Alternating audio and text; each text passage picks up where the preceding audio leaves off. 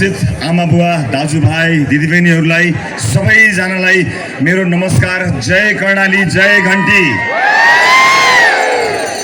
उपस्थित आमा बुवा दाजुभाइ दिदीबहिनीहरू, पार्टीका आज नेताहरूले धेरै कुरा बताइसक्नु भएको छ। भन्नुपर्ने कुराहरू धेरै छैनन् र निर्वाचनका दिन पनि धेरै छैनन्। निर्वाचनको दिनको कुरा होइन, यो देशको भाग्य र भविष्य बदल्ने दिनका रूपमा हामीले यसपटकको निर्वाचनलाई हेरेका छौँ। म केही छोटो कुराहरू मात्र गर्न गइरहेको छु, धेरै कुरा भन्नै पर्दैन। तपाईँको उपस्थितिले, तपाईँलाई देखिएको उत्साहले यो देशमा अब के हुँदैछ भन्ने कुरा बताइसकेको छ। त्यस कारणले मैले बोलिरहनु पर्दैन। देशमा के हुँदैछ तपाईँहरूले बताइसक्नु भएको छ। मात्र त्यसलाई अनुमोदन 21 गते गर्ने हो। हामीले विश्वलाई देखाउने हो यसपटक कि नेपाल अब चाहिँ अगाडि बढ्दैछ। यो दिन 21 गतेको दिन हो।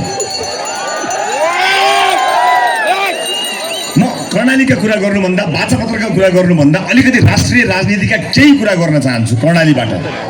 त्योभन्दा पहिला म फ्ल्यासब्याक अलिकति अगाडि जान चाहन्छु।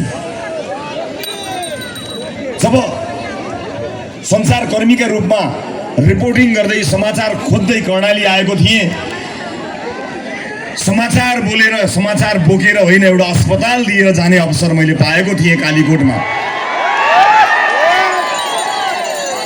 त्यहाँबाट जोडिएको यो नाता आजसम्म बलियो बनेको छ। त्यही नाताको आधारमा अलिकति हक लगाएर भन्छु, कर्णालीबाट बाचापत्र सार्वजनिक गर्नुको पछाडि अर्थ छ। अर्थात् पछाडि पारिएको कर्णालीलाई अब पछाडि पार्न नदिने बाचा आजको बाचापत्र सार्वजनिक गर्नुको एउटा कडी हो। र हामीले भनेका छौँ, बाचा जसले गर्ने हो त्यसले पुरा गर्ने हो। बाचा पुरा गर्न सकेन भने बाचा गर्नेले सजाय भोग्ने हो। त्यस कारणले नागरिकसँग करार गरेर आएका छौँ, सानसुने कुरा गरेर आएका होइनौँ हामी।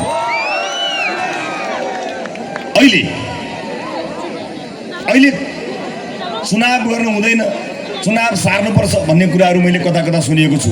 चुनावले निकास दिँदैन भन्ने कुरा सुनेको छु। चुनावले निकास दिँदैन भने केले दिन्छ निकास? केले दिन्छ निकास? लोकतन्त्रको सबैभन्दा ठुलो ताकत भनेको जनताको ताकत हो। जनताले भोटबाट आफ्नो ताकत देखाउने यो उत्सव, यो निर्वाचनले निकास दिन्न भने केले दिन्छ निकास? आन्दोलनले। त्यसो भए म एउटा अफर कर्णालीबाट गर्न चाहन्छु, रोडबाट भए रोडबाट, भोटबाट भए भोटबाट आउनुहोस्। रोडबाट भए रोडबाट, भोटबाट भए भोटबाट। हामी चाहन्छौँ भोटबाट फेर्न। रगतको एउटा थोपा चुहाउन चाहँदैनौँ। कर्णालीका धेरै आमाहरूको काख रेतिएको छ, धेरै दिदीबहिनीहरूको सिउँदो पुछिएको छ, धेरै बालबालिकाहरू पुरा भएका छन्। अब कर्णालीले त्यो सहँदैन। त्यसैले हामी चाहन्छौँ भोटबाट हो परिवर्तन गर्ने। लोकतन्त्रलाई खतरा हुन्छ भनिरहेका छन् मान्छेहरू। लोकतन्त्रको खतरा बल्ल तपाईँहरूलाई घन्टी बल्ल बज्यो जब जनता जागे, तपाईँलाई बल्ल लाग्यो लोकतन्त्रलाई खतरा छ। यति बेला, ठिक यति बेला जनता जागेका छन्, जनताले बुझेका छन् लोकतन्त्रलाई जसबाट खतरा थियो। मैले पहिला पनि भनेको, कर्णालीमा पनि भन्छु, लोकतन्त्रलाई जुन खतरा थियो त्यो खतरा हेलिकप्टर चढेर भागेको छ। बस ल्यान्ड नहोस्।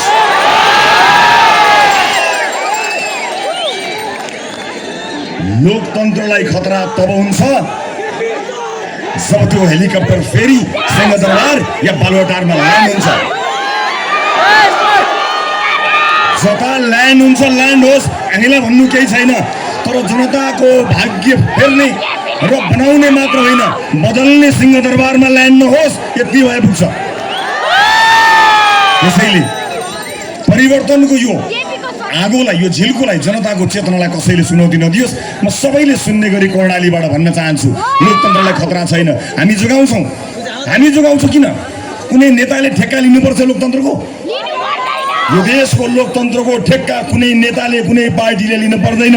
लोकतन्त्र जोगाउने जनता छन्, यिनै जनता हुन् लोकतन्त्र जोगाउने। यिनले जोगाउँछन्। यहाँ कसको सभामा कति मान्छे आयो भनेर फोटो भिडाउँदैछन्। आएनन् हाम्रा मान्छे, भइगयो तपाईँहरूकै मान्छे हुन्। चुनावमा मतपत्र भिडाउने हो, भिड भिडाउन जरुरी छैन। हामीलाई जरुरी छैन। हामी त्यसका लागि आएका होइनौँ। लोकतन्त्र जोगाउने जिम्मा पनि जनताको हो। लोकतन्त्रप्रति हामीलाई विश्वास छ। हामी निर्वाचनबाट भाग्य बदल्ने काममा लागिरहेका छौँ। त्यो विश्वास पनि जनताको हो। त्यसकारणले निर्वाचनबाट भाग्ने अर्को पनि एउटा अफर भइगयो नि त। ल त्यस्तो पिर लाग्छ लोकतन्त्रको भने भाइबरका सबै मिल्नुस्, एउटा दल बनाएर चुनाव लड्नुस्, all versus one, country versus all. जति बेला जनता जाग्यो त्यति बेलामा कचकच गर्न पाइँदैन है, कचकच गर्न पाइँदैन। शान्तिपूर्ण निर्वाचनको प्रत्याभूति सरकारले दिन्छ, दियोस्। रासोपा लोकतन्त्रको विधि मानेर लोकतान्त्रिक मूल्य र मान्यतामा अडिग रहेर काम गर्छ। रासोपासँग डराउनु पर्ने जो हो त्यो मात्र डराओस्, जनता डराउनु पर्दैन। हाम्रो वैदेशिक नीतिमा कसैले चिन्ता गर्नु पर्दैन। असंलग्न परराष्ट्र नीतिको सिद्धान्तलाई अवलम्बन गरेर हामी छिमेकीहरूको सम्बन्धलाई उत्कृष्ट बिन्दुमा पुर्याउँछौँ। अब विकास कूटनीतिको लागि हामी अगाडि बढेका छौँ, कसैले चिन्ता गर्नु पर्दैन। रासोपाले बुझेको छ एउटा खाल्डो पुर्न एउटा पुस्ताले आफ्नो नाति नातिनासम्म कुर्नुपर्ने युगलाई अन्त्य गर्न खोजेको, धेरै केही गर्न खोजेको होइन। रासोपाले धेरै केही गर्न खोजेको होइन। विद्यालय र युनिभर्सिटीमा दलका ब्यानरहरूलाई निकालेर त्यहाँ विद्यालयमा शिक्षा हुने काम खोजेको। युनिभर्सिटीमा हुन्छ त केवल पढाइ, बाँकी खेल चल्दैन, बस त्यतै गर्न खोजेको रासोपाले। ठेक्का लिएको बाटो, ठेक्का लिएको समयभित्र पुरा गर्नुपर्छ। पुरा भएन भने प्रत्येक दिन गनेर फाइन तिर्नुपर्छ पैसा, जनताको करबाट आएको त्यसको सदुपयोग गर्नुपर्छ। रासोपाले खोजेको यही हो। यतिखेर कसको अवस्था के हो, को के बन्ने, को नेता बन्ने, यो लौड दौड होइन। जनता जागेको बेलामा हामी मिलेर आएका छौँ। जनताले भने हामीले मान्यौँ, 5 मिनटमा मान्यौँ। अब मान्ने पालो तपाईँको। म यति कुरा बताउँछु, बहुमतको स्थायी सरकार हामीले दिन सकेनौँ भने मुलुक एउटा अप्ठ्यारो ठाउँमा पुग्न सक्छ। तर त्यो जिम्मा पनि जनतालाई जिम्मा लगाएका छौँ हामीले। यतिका वर्षसम्म मौका पाएर पनि जनताका आकाङ्क्षा पूरा गर्न नसकेपछि जनताले खोजेको विकल्प हो रासोपा। यहाँ उभिएका हामी आफ्नो पेसा र व्यवसायमा काम गरेका मान्छेहरू हौँ। तर देश आँखै अगाडि नर्क हुन खोजेको हामीले रोक्न खोजेको मात्रै हो। यो देशलाई नेपाल जस्तो बनाउन खोजेको मात्र हो, कर्णालीलाई कर्णाली जस्तो बनाउन खोजेको मात्रै हो हामीले। लोकतन्त्रलाई खतरा छैन, कुनै पनि खतरा छैन। आमा बुवा दाजुभाइ दिदीबहिनीहरू, आज वाचापत्र सार्वजनिक भएका छन्।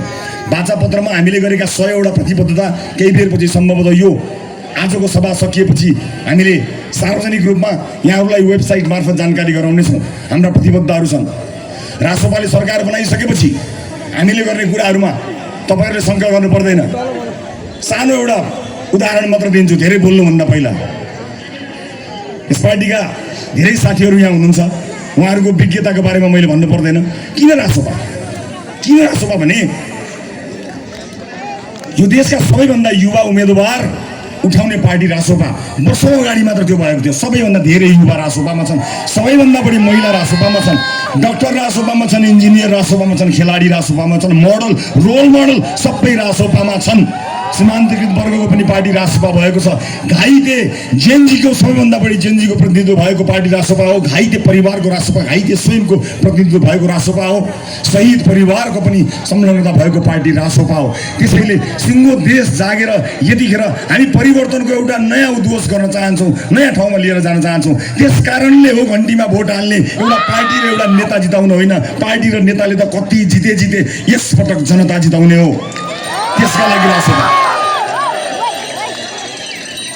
हामीले प्रश्नहरूको सामना गरेन, छलफलमा डिबेटमा भाग लिएन भन्ने प्रश्न आएको छ। हामीले जवाफ दिने भनेको यो प्रश्नको ठेक्का कसैले नलिए हुन्छ। जनताको प्रश्न जनताले सोध्छन्, घर घरमा सोधेका छन्, जवाफ दिएका छौँ हामीले। हर घर दैलोमा जनताले प्रश्न सोधेका छन्, हरेक ठाउँमा जवाफ दिएका छौँ। प्रश्नको ठेक्का हामीले कसैलाई दिएका छैनौँ। जनताको प्रश्न जनताले सोधेका छन्।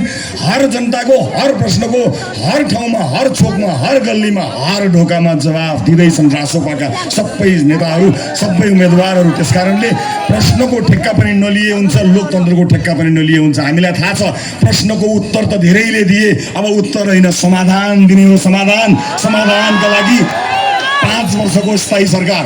मैले वाचापत्रमा भएका कुराहरू पढेर तपाईँहरूको समय खेर फाल्न चाहन्न। विधिको शासन बसाउँछौँ, स्थिति बसाल्छौँ, कानुनी राज्य स्थापना गर्छौँ। गलत गर्न पाइँदैन, गलत गर्दैनौँ। र जुन आँट र साहसका साथ हामी उभिएका छौँ, यो देशमा आँट गर्न सक्ने नेता को होला भन्ने कुरा एक्चुअली बालनजी र मलाई हेर्नुहोस् न, अरू कसले आँट गर्ला हामीले नगरेको आँट? यो देशमा हामी दुईजनाले पनि नगरेको आँट कसले गर्ला? आँटको चिन्ता नलिनुहोस्, ताकतको कुरा गरौँ। ताकत चाहिँ बहुत ल्याएर मात्रै पाउनुहुन्छ। ताकत तपाईँले दिने हो, ताकत तपाईँले दिने हो। आँट हामीले गरेका छौँ, ढङ्ग पुर्याएर बिना प्रतिशोध यो देशलाई अगाडि बढाउनेछौँ। कतिपय मानिसलाई तर्साउने काम भएको छ यहाँ। हाम्रो सरकार आयो भने उठीबास लगाउँछ, डोजर लगाउँछ भनेर तपाईँलाई तर्साउने झुक्क्याउने काम भएको छ। कोही पनि आत्तिनु पर्दैन। डोजर चल्यो भने सबभन्दा पहिला भ्रष्टाचारीको महलमा डोजर चल्छ, चिन्ता गर्नु पर्दैन। गरिबको बस्तीले चिन्ता गर्नु पर्दैन। विस्थापित हुँदैन, व्यवस्थापित चाहिँ हुन्छ। व्यवस्थापन चाहिँ हामी गर्छौँ। हामी कसैको दुश्मन होइनौँ भनेका छौँ। भूमिहीन साथीहरूको कुरा पनि यहाँ आएको छ। हामी शक्तिशाली आयोग बनाउँछौँ। त्यो आयोगले आफै निकाल्नेछ। त्यो आयोगमा पार्टीका कार्यकर्ता कारिन्दाहरू हुने छैनन्, स्वतन्त्र मानिसहरू हुनेछन्। तिनले दिएको रिपोर्टलाई कार्यान्वयन गर्नेछौँ। रासोपाले कसैलाई पनि बेघरबार बनाउने काम गर्दैन। कानुनले जे भन्छ हामी त्यही गर्छौँ। कानुनले तपाईँलाई थिचोमिचो गरेको रहेछ भने संसदमा कानुन फेरेर भए पनि तपाईँको अधिकार हो, तपाईँलाई अधिकार दिएर छोड्छौँ। चुनावका बेलामा बस्तीमा छिरेर भ्रम छर्ने काम गरेछन् भने र आधी भोट चाहिँ हामीलाई दिनुहोस् न त भनेछन् भने तिनलाई त्यही प्रश्न सोध्नुहोस् जुन प्रश्न मैले अघिल्लो सभामा सोधेको थिएँ। आधी भ्रष्टाचार राख्ने हो भने भोट आधी गरौँ, पुरै भ्रष्टाचार फाल्ने हो भने प्रत्यक्ष पनि घन्टी, समानुपातिक पनि घन्टी विकल्प छैन। हाम्रा बाचा पुत्रहरू हेर्नु होला, अन्य सभाहरूमा हामीले गरेका बाचाहरूको बारेमा पक्कै पनि यहाँहरूलाई जानकारी गराउने नै छु। त्यसैले कोही पनि त्रसित हुनु पर्दैन, कोही पनि आत्तिनु पर्दैन। यो जनता जागेको बेला हो। यो इतिहास